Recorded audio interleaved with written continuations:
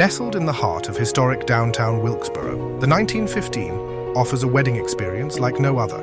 Once a federal courthouse and post office, the 1915 combines rich history with timeless charm. From intimate gatherings to full-day rentals, we provide the perfect backdrop for your most cherished moments.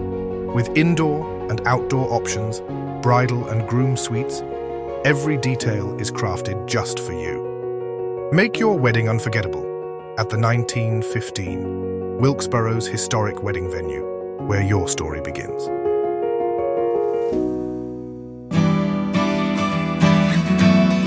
Closed captions for this episode of Life in Wilkes is brought to you by Deal Insurance Agency in Wilkesboro, an award-winning, experienced, family-owned and operated agency with service and coverage that goes above and beyond expectations.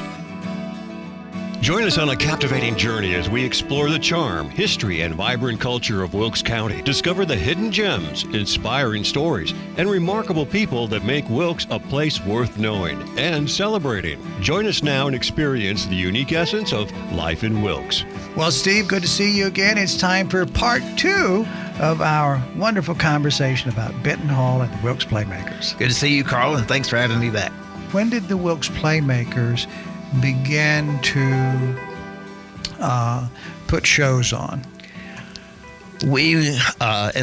Took us about 2 years to get it cleaned up and to the point where we could have a show. What year and what was your first show? It was in 1996, and it was the Cemetery Club. Okay. And we did it in the Black Box. Wasn't called the Black Box at the time. Right. But it was a classroom that we had cleaned up, and were able to, do performance in there. Built a stage and that kind of thing. So that was our first show. I think, backing up a little bit, I think we had a fundraiser we had a fundraiser to raise money for the roof because we had to put a new roof on the building. And we did have a fundraiser in the Great Hall, which is the hallway I referred to earlier. Mm-hmm. And we had invited people to come, and we did a show. Did you raise enough to do it? Just about. Mm-hmm. We did. I think it took other things. We did a lot of fundraising. We did chicken queues that are famous here. Sure. We did haunted houses in the basement at Halloween. We had yard sales. We had car washes. You did everything. We did anything to raise money, to get that roof on there. And we had gotten to the point, if we don't fix this roof, why are we even doing this? Sure. So, we had people step up too. The alumni of the school, when they start, I think they had been stung, maybe is not the correct term, but I mean, so many times people had attempted to do something. Of course. And it never really happened. And then I think when they started seeing that these people really are serious about this, then they started stepping up. So this has been a long journey, Steve, of going from basically saving a building, bringing it back to life, giving it a new life, having a long future now, owning the building, as Wilkes Playmakers. Yeah. And during that process, you have a lot of people who were helpful. So you have Mr. Benton. Then you had the next person that came along. Pete came along, and he did something that was invaluable, I would imagine, because it sounds like it gave the building its first actual life that lasted 10 years. But then you took care of other capital needs that the property had. And then you had to raise the roof if you raise the money for a new roof. And that's where you brought the whole community in to be involved, right? Yeah. So was that your first big community gathering to help move things forward? Yeah, the roof. Raise the roof, that's what we called it. Right. So Raise the Roof program, so you get a lot of people showing up for that. Mm-hmm. And did you consider that to be a success? Yes. Oh, yeah. Yeah. What did it do for you? I mean, I know you're raising money for the roof, but did it also help with just that messaging of Wilkes Playmakers and it coming? Mm-hmm. How did people respond to that? I think people hadn't been in the school, for at that time more than 25 years, and some people not even, the school closed in 76, but they may have not have been in it since 65 or Sure. something, just had no reason to be. And I can just see the expressions on people's face when they came in and they just looked around and like, oh my gosh, and that was my first grade classroom, and that was Mrs. Such and Such was my teacher, and this was my third grade classroom, and I sat right here, Right. That kind of thing. It was very, very heartwarming, and I could see that love for their school coming back to life, and they wanted to support it. They wanted that school to stay there. I imagine you'd had a sense of that from the beginning, right? That there were a few people that cared and would step in. But was that the first big moment that you saw that and it came to life for you? At that fundraiser, we had people. Well, I'll tell you, Conrad Shaw, who was he was a principal there for years. I'm not sure what his tenure was, and then later on went over to Wilkes Community College. Wonderful person, and he came by, and he liked to talk a lot. He had retired at that time, and he would tell a lot of stories, and so he was probably the first one, but. When the people started coming back in, and then they started, writing checks and stuff like that, significant, then I knew this was going to happen because I could see it happening. I could feel it happening. Now, were you still with the hospital at that time? Yes. Mm-hmm. Okay. Because you were, during this entire process, you're a working pharmacist in the hospital system, right? Right. Mm-hmm. And between Wilkes and then you had a tenure down in Iredell County, and so that's been your life. So it's not as if you had a life of total leisure. Right. Right. You were working. So it sounds like a lot of people who have put their heart and treasure into this project are people that have been hardworking folks, people that have had other things going on in their lives, but they also see the value of building community. Right. Absolutely. Is that really what made this happen? People, hardworking people who love community. Is that why they did this? Yes. Well, there was two. They loved community. And then there were those of us who loved the community theater aspect of community. So we enjoyed producing plays, being on stage, lighting, the whole set building, costuming, that whole process of putting a play together. And it just became a big, big, big family. How did that happen for you? How did Steve, what light switch got turned on, or what was it in your life that brought community theater to your heart and something that became a driving focus? Well, I started out in theater in high school. Okay. 11th grade. So my first role was Huckleberry Finn in The Adventures of Tom Sawyer. And that was so much fun. And that was really what planted the seed. What role were you? Huckleberry Finn. Oh, okay. I was Huckleberry Finn. Okay. And, I had a corncob pipe and a straw hat. Yeah, I can see it now. Ragged jeans. So, anyway, that was fun. That was what started that love of theater. Then I started doing things, in church and stuff like that. When I went to college, I did not have time just for theater, and pharmacy school was just too intense. So there was just no free time for that. Right. So I didn't do it in high school. In college, but later in life, as I was, now working. It was even then hard because I was working different shifts, and I started my career at Catawba Memorial and Hickory, and it was a 24-hour pharmacy, so I just couldn't get a schedule that would allow me to participate in it. Did you want to? I did, but I just couldn't. Right. 6 weeks, you just can't do it because of rehearsal schedule. So but when I moved here, our pharmacy at the time was not open. It was just open till 5 o'clock. So I had the evenings where I could start getting involved in theater. So I started. What year was that? In 1985. Okay, 85. Yeah, or 84 actually. So you were by no means deep into your career. You were just in the midst of it. Yes, right. So yeah, you had the experience in early school. Mm-hmm. You had it in high school. Then you got busy, and you couldn't because of scheduling.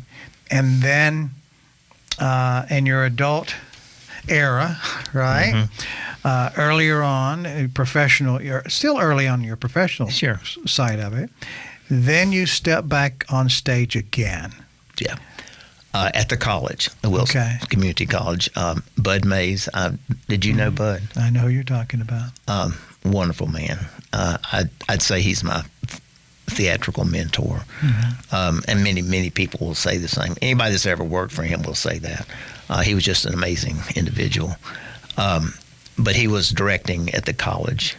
And the first production for the Walker Center, when it opened, was The Music Man. And that was the very first show that they did. And Bud directed it. And it was just a huge thing because it was a premier performance, in the Walker Center, and it was the community and that kind of thing. And I just got bitten by it. And we formed a family. And what was your first role? I was one of the salesmen that, came to town. Right. I wasn't like the big salesman, but I was one of them. And then I played roles in the community and the cast and stuff like that. I think the only line I had was, "The Wells Fargo train is coming." So that was my only line. But I had a ball. Right. And I made friends then that I still have to this day. Right. And good friends. But anyway, I started getting involved with Bud and what he was doing at the college. And then Bob Johnson, who was the hospitality department, I guess, over at the college, worked closely with Bud with dinner theaters and different things they would do. And after Bob Johnson retired, he wanted to start a community theater because we were doing really community theater with the college. Right. But he felt the need to have just a community theater that we could do plays year round and, that kind of thing. So Bob Johnson's actually the one that got us all together, and it was those of us who had worked at the college with Bud. So that was the beginning core group. Yeah. Were people that all knew each other. Yes. You knew what you were getting into. We did. Okay. And we started having meetings and talking and things like that, and we probably did that for 9 months or something. Did you go under that umbrella name of Wilkes Playmakers then? Yes, we finally got the name. Okay. And the reason we chose Wilkes Playmakers because there was the first community theater in North Wilkesboro was called Wilkes Playmakers. And so some of those people were still alive. And so we kind of just did that to continue that tradition. Yeah. Nice. So, yeah. And so we met, and then we finally decided we wanted to do a play. And the first play we did was Steel Magnolias. I don't know why I drew a blank on that. We did Steel Magnolias, and we would use the pit auditorium at the college, and we would rent that. But we had no place to rehearse, so we'd have to rehearse in basements and attics and garages and just wherever we could find a place. And then we would have to build our sets, So your first performance was Steel Magnolias. Okay. That's why you like that show so much. Yeah, that was our very first one. All right. And Good. we did it at the pit, and we did very well with it because it's a great play, but, it did very well. So that kind of said, okay, let's do another one, And so we kept progressing. And then we really said, okay, well, I guess we need to get a tax ID. We need to get a 501c3, And Right. so Joe Brewer, who was an attorney in town, was part of our group, and he did all that for us. So that what year was that? Oh gosh, that was probably 91. Okay. 91 or 92. So it all happened pretty quickly. Yeah, kind of that, and then So that is the official beginning of Wilkes Playmakers. And then when the building became available, then we all came together and started working on that. On the Benton Hall. Yeah. So that's how it all started. Yes. Okay. Mm-hmm. So that's where the group was. So you had a group of people that already knew how to work together, right? They were smart people. Right. And you walked into this thing. Was it I understand it was in disrepair, but was it still love at first sight for the group? Not really. No. It's hard to kind of love the condition of that building. Yeah. And it was so overwhelming, the size of it. Right. And, What are we 10, gonna do? 12-foot ceilings and that kind of thing. Right. How are we going to do this? And it was in bad shape, And it had been vacant for 20 years. So paint was So who too. took the lead on it? Were you It was I. You were the passion driver, right? It was, because I love historical buildings. I love renovation. I love doing that stuff. So you weren't intimidated when you saw the No. mess. You No. were like, okay, there's structure there. We Yeah. can do this. Yeah. Okay. Were your I didn't fellow- know where we're going to get the money, but I just said, we'll Right. figure it out. Did your fellow playmakers pat you on the back and say, okay, good luck? Or they're like, okay, we're in this with you, or a combination? Or Many did. There are some that did not. Right.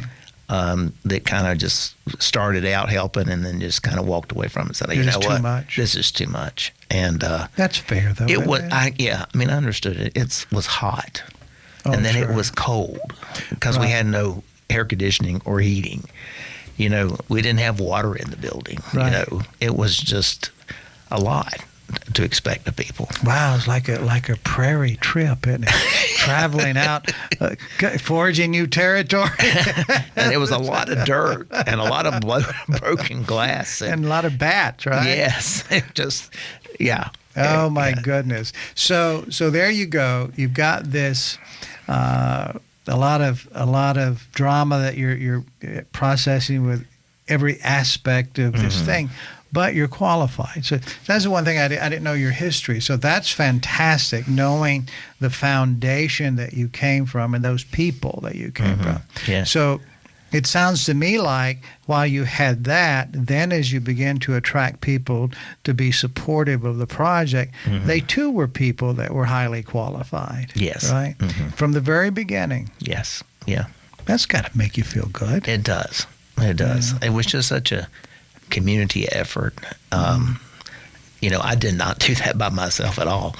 I think I probably had a vision that others did not, and I had to learn how to share my vision with others. Still do, right? Yeah. And draw it out. But the design of the building has worked out perfectly for us. The people probably don't understand this, but when it was built in that day, the reason the auditorium was put on the second floor is because the size of the auditorium is huge, and it has over a 22-foot ceiling, and it's sloped like that. So for sound, for the acoustics, and if you had put something like that on the first floor, then you wouldn't have room to put classrooms above it. So I guess that's why they chose that. And from what I understand, that's not unusual at that time. So that's why the auditorium is on the second floor. But we couldn't get up there. I mean, expect the public to get up there. We didn't have an elevator. So the building was in pretty rough shape, right? Yeah. Just walk us through that real quick. I know it's got to be emotional because of how terrible that you've shared with me before. It was bad, but let's. I'll give try it- and do it. I'll try and make it G-rated. Yeah, let's give it. Oh, gee, you did that. That's right. All right. So what was it? What was it about the building that made some of those people that had bought into it, but yet they step into it and it's so hot? It wasn't just the heat, was it? Well, it was the dirt and the dust. Right. But remember, this building had been vacant for 20 years, and the paint begins just peeling off the wall. Of course. And it had acoustical tiles that had been put over they had a wood ceiling. But those acoustical tiles over the years, they hadn't gotten wet, and they were falling down everywhere. And when they get wet, they become mush. There was the windows before they boarded the school up. People had broke out the windows. They were glass, everywhere. Just the dirt and the dust of all of that. The bats and the pigeons had found that to be a very nice place to roost. Right. And so I can only describe that without grossing people out. Right. But there was a lot of it. Yeah. There was a stench in the building that was just unbearable. Mm-hmm. It was, it had been closed, and so you had all that. You have pigeons that didn't survive, and they were laying on the floor. Right. And so it was pretty rough. It was rough. It was more than cleanup on aisle 9. Yes. Yeah. Aisle 9, 10, 11, all of them. Yeah. Right. Okay. So we get the idea. So after all these years, it had just fallen in disrepair, and when you first saw that, did you see that from a preservation side? Was saying, okay, this is bad, it's terrible, but the structure of the building is here, so we just got to scrape all this stuff up. Did you kind of feel that? Yes, okay. I did. All right. I just saw the space, and I just could already imagine what we could do with it. Yeah. And how it would fit for a community theater. Mm-hmm. Did you have any of your team members, playmakers at that time, that were on your initial gathering that saw that the same way you saw it? Or were you Yes. Okay. Yeah. So you had a few right. common visionaries that Yes. said, okay, yeah, we can do this. Okay. Well, let's give it a try. Right. I think, Sure. What our initial plan was, let's clean it up and get it somewhere where we could get people in to even look at considering helping us with it. Right. I mean, you could not invite anybody would just probably walk in there and turn around and walk out. Right. So we wanted to get it, to clean it up first. So, I mean, it took us a year, probably more than that, to clean it up. Just to get to the point of where, Right. okay, now we're going to invite some people in to see if they can see the vision. Right. So the hospital had been using it for a storage facility. When the hospital was going through renovation, they would have to, take out hospital equipment to replace new. And they were going to give it to a mission, an overseas mission. And so they were storing that and a lot of hospital other things, beds and stuff that never happened. So all that was there. So we had to, get that out. So you had a lot of cleanup to do. We did. So all the cleanup goes well, and everybody that could help has helped. You had a lot of volunteers that came in. The different organizations in the community helped with that as well. You had prison folks that were helping, all sorts of people that were helping to make that happen. So once that's done, and then you say, okay, let's start inviting some people in so they can see where we are and build our consortium of people to move us forward. So talk about that first process and who some of those first people were. So these were alumni. Pat Day, Mary Lee Culler, Gordon Smoke, some people that I've forgotten their name, but they were 3 of the primary ones. And then they started bringing in other people that were alumni of the school. Okay. So alumni of the North Wilkesboro School. So that's the very first people we brought in. Oh, what were they? What was their thoughts? I mean, were they excited? Oh, they loved it. Oh, they were so excited. Okay. So excited. And they just, I guess, got on the phone and started telling people. Right, calling their classmates, right? Yes. They had a class reunion during that time and they had it at the Elks Club, but part of it was to come over to see the school. Right. And then they got a lot of the people that had moved away an opportunity to see it. So were you there for most of those gatherings? Yeah. So just like you are now, when since you're back in Wilkes and there's a play going on, you're there. Yeah. Yeah. It's part of my life. Yeah. Just I have an attachment to it. When did you realize, as you're starting to invite the people to come in, you've got the cleanup done? I would imagine your primary supporters up until then are pleased to see everything that's taking place, right? and then you've got the new people coming on. How long did it take before you and your team realized, hey, that I think this is going to work? It probably took us a year to really feel like it was going to happen. Right. This is going to happen. It might take a little longer, but at least we can get this going. And we did. And we had our first show upstairs in 1998. So it takes about 4 years. It was Oliver. It was our first big musical that we did. We had done a couple smaller plays, but that was our first big musical. How was attendance? Sold out. So there you are, your board members, you're seeing this thing happen now. It's a sold out crowd. What's the conversation you guys are having? We did it.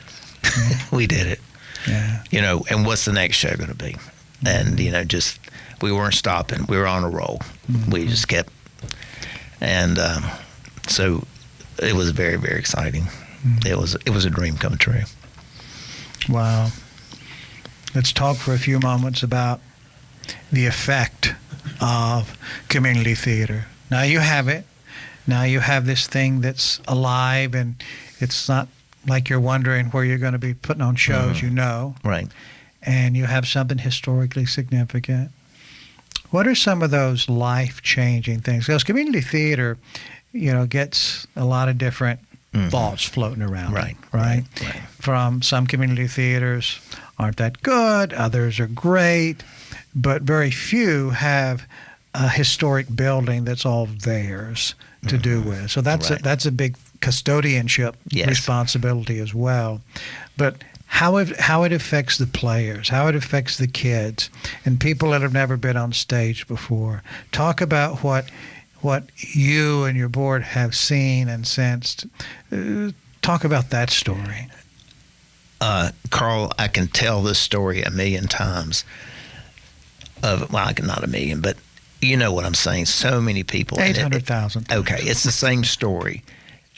People have come to see a play. Somebody drug them there. Right. They didn't want to come see it. And they came, and they really enjoyed it. And they thought, that looked like you guys were having so much fun, that kind of thing. And we talk to people, and we say, and we were always welcome to come audition or help out. I could build a set. I could help, sew costumes or find props and whatever. And we get people involved. And then they suddenly have made new friends, a huge amount of friends, people that they enjoy working with. And, we go out and eat after we're finished working. We go out after we've rehearsed or when we finished a play, just doing things like that. And they just love being part of that theatrical family. And then they finally get the guts to audition for a part, and they get on stage. Their apprehension and their fear of being on stage, to watch it is, like I said, I know how you feel. I felt that way 40 years ago. Right. And they do it, and they are so proud of themselves that they did it. And their husband or their wife or their children or their parents, whatever, are just like, oh, gosh, you were great, you were wonderful. And you get bitten. You get bitten by that bug. And we talk about it all the time. You just get bitten by that theatrical bug that you want to keep being part of this. The excitement of opening night, the hard work, and you see the director's vision, and suddenly the director's vision is starting to happen, and then suddenly we have set pieces, and then things are painted, and then you have costumes, and it starts happening, and then suddenly, Tech Week, which is the week before the play opens, we have the lights, and we have the sound, and we have snow falling, or whatever, all that happens. And gosh, dress rehearsal, just everything went wrong. And then that magic happens.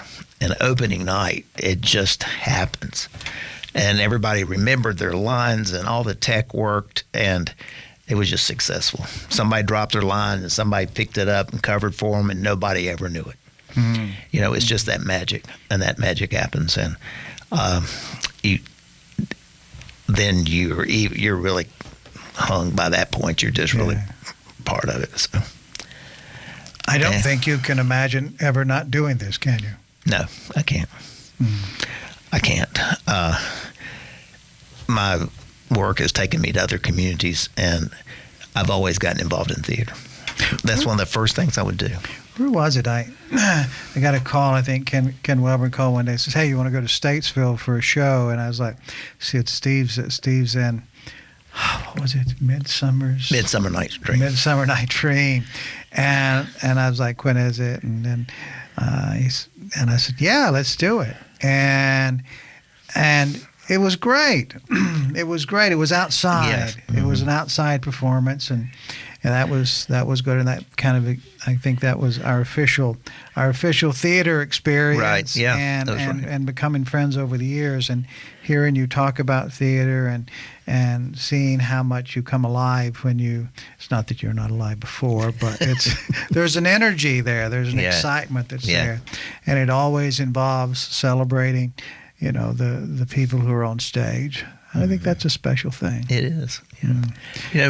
Theater gives you an opportunity.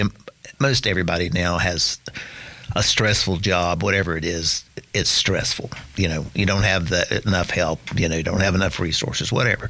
It's hard. You work all day long, and whatever your position may be, you have to abide by the dress code. You have to abide by the policies of the company and that kind of thing. Well, you come to the community theater and you're rehearsing, and you just can be somebody else. Right. You become another character, and you don't even think about it. And it's such a great outlet in that way, just to give you something else to do. Right. A bit of an escape. Yeah. From and it's whatever's going on. And it's it's like when you're not rehearsing a show or something, and it's like, I don't want to watch TV. And people talk about a TV show, and I'm like, what are you even talking about? Right. Because your life is involved in something else. So when the show is over, it's very depressing. I will tell you, that first week after the show's over, it's hard. So you're immediately looking for something else. Yes. Well, you're tired and you want to recuperate, but you miss your friends. You miss them. You miss it. Right. It's like a family. It's like what happened. Wow. They're all gone. Fantastic. Wow. Well, Steve Critz, I assume that we can put you in the affirmative column for loving community theater. Absolutely. So that's a great thing. So from a Wilkes Playmaker standpoint, as we close out this visit together, what's your message for people in the community, those who maybe are regulars, but more so for those who have never attended Wilkes Playmaker performance? They've never been to Benton Hall. Mm-hmm. They haven't had a chance to have this historic experience. And that's what it is. It is. It is. There is that historic experience there. What do you have to say to everybody? Please come and check us out. We'd love to have you come and see our building. We'd love to have you come and see a play that we produce, the talent that we have in our community. Bring your children if they want to be involved. It's a wonderful experience, and it's hard for us to describe it. But if you come, you'll be there. You're always welcome. We'd love people to get involved. If you're not and think you could ever be on stage, you can help us with materials for marketing. We need people that know how to design web pages. We need people that can design posters, costumers, painters, everybody. There's room for everybody. And we have room for everybody. We love everybody, and you love us. We're fun. We're crazy, but we're fun. Thank you, Steve. That's great. I can validate you are crazy, and that's what wild and crazy Steve. That's it. Over at Wilkes Playmakers. Thanks a lot for sharing, Steve. Thank you for inviting me, Carl. It's been a pleasure.